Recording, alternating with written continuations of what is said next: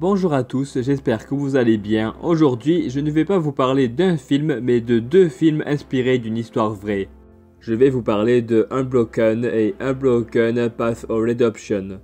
Deux films inspirés de l'histoire vraie de Louis Zamperini, coureur olympique et héros de la Seconde Guerre mondiale. Comment cet homme est parvenu à survivre après que son avion se soit écrasé en mer?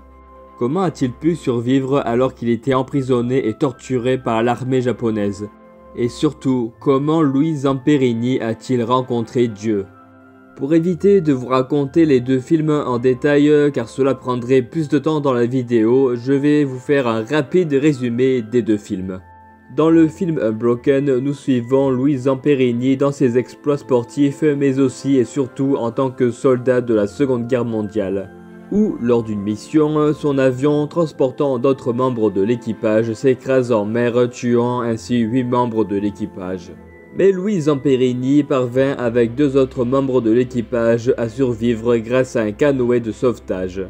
Pendant 47 jours, Louis Zamperini parvint à survivre avec un autre membre de l'équipage avant d'être retrouvé et capturé par la marine japonaise dans un camp de prisonniers de guerre. Il resta prisonnier jusqu'à ce que l'armée américaine gagne la guerre.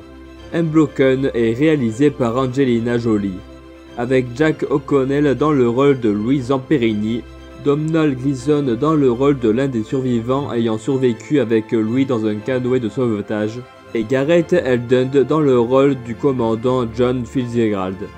Unbroken Path of Redemption est quant à lui réalisé par Harold Kronk, qui a d'ailleurs réalisé les films Dieu n'est pas mort 1 et 2, avec Samuel Hunt dans le rôle de Louis Zamperini, Merritt Patterson dans le rôle de Cynthia Zamperini, et David Sakurai dans le rôle de Mutsuhiro Watabe. Dans cette suite du film Unbroken de Angelina Jolie, nous retrouvons bien sûr Louis Zamperini après la guerre. De retour chez lui, de comment il a rencontré sa femme, et surtout comment il a rencontré Dieu malgré son choc post-traumatique suite à son emprisonnement au camp de prisonniers de guerre de l'armée japonaise. Les deux films ne sont pas de grands films hollywoodiens ou de Mel Gibson avec son très grand film Tu ne tueras point. Toutefois, ces deux films ne sont vraiment pas mauvais non plus. Ces deux films retracent l'histoire vraie et le parcours de Louis Zamperini, non seulement de ses exploits sportifs, mais aussi en tant que soldat de la Seconde Guerre mondiale. Le témoignage de sa conversion est aussi frappante, bien qu'au début, il en voulait vraiment à Dieu de ce qu'il avait subi lorsqu'il était encore prisonnier, et qui, par la suite, fut victime d'un choc post-traumatique.